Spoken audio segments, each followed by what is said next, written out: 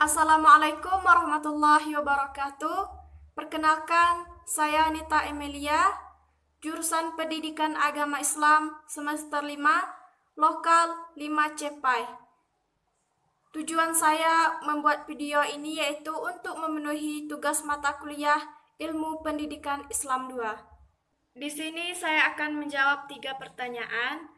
Pertanyaan yang pertama yaitu, bagaimana pandangan saudara tentang teori-teori pendidikan dalam aliran baru? Gerakan baru dalam pendidikan merupakan upaya yang dilakukan untuk mencari perbaikan dan meningkatkan mutu pendidikan, khususnya pendidikan dalam proses pembelajaran.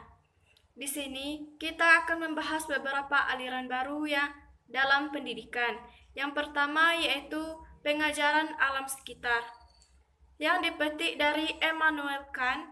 Pengertian tanpa pengetahuan adalah kosong, dan pengamatan tanpa pengertian adalah buta.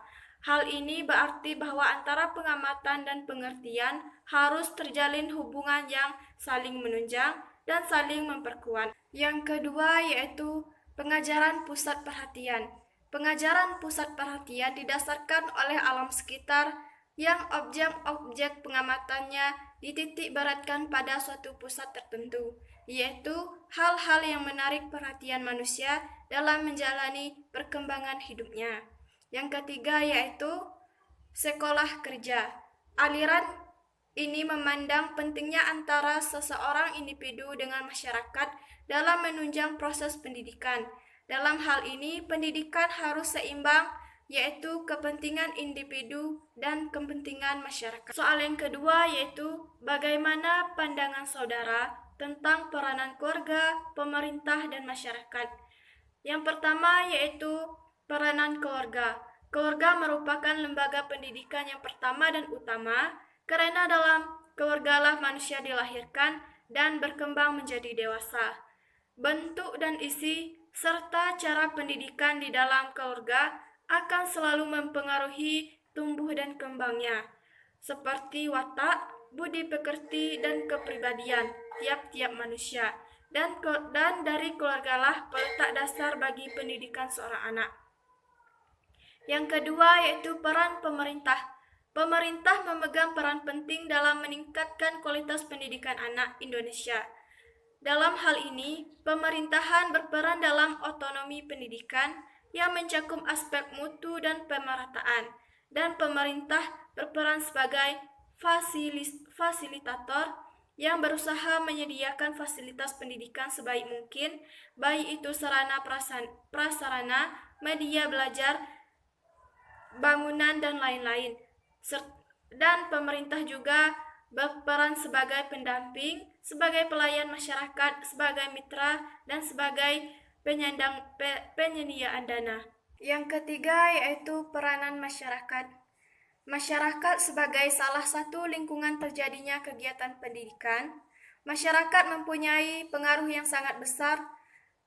Lembaga pendidikan yang diselenggarakan oleh masyarakat adalah unsur pelaksanaan asas pendidikan seumur hidup. Segala pengetahuan dan keterampilan yang diperoleh di lingkungan pendidikan, keluarga, dan sekolah akan dirasakan manfaatnya dalam masyarakat. Selanjutnya pertanyaan yang ketiga yaitu, sebutkan perbedaan dari aliran empirisme, nativisme, naturalisme, dan konvergensi. Yang pertama yaitu aliran empirisme. Aliran empirisme bertolak dari Lockean tradition yang mementingkan stimulasi eksternal dalam perkembangan manusia dan mengatakan bahwa perkembangan anak tergantung dari lingkungan, sedangkan pembawaan tidak dipentingkan. Tokoh perintis pandangan ini adalah John Locke yang mengembangkan teori tabula rasa, yakni anak lahir di dunia bagaikan kertas putih yang bersih. Yang kedua yaitu aliran nativisme. Aliran ini menekankan kemampuan dalam diri anak, sehingga faktor lingkungan termasuk faktor pendidikan kurang berpengaruh terhadap perkembangan anak. Hasil pendidikan tergantung pada pembawaan. Schopenhauer berpendapat bahwa bayi itu lahir sudah dengan pembawaan baik dan pembawaan buruknya. Yang ketiga yaitu aliran naturalisme.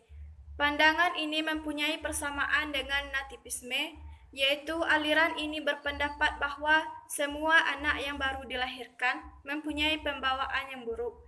Pembawaan baik anak akan dirusak karena pengaruh lingkungan, dan pendidikan yang diberikan oleh orang dewasa malah dapat merusak pembawaan anak yang baik itu.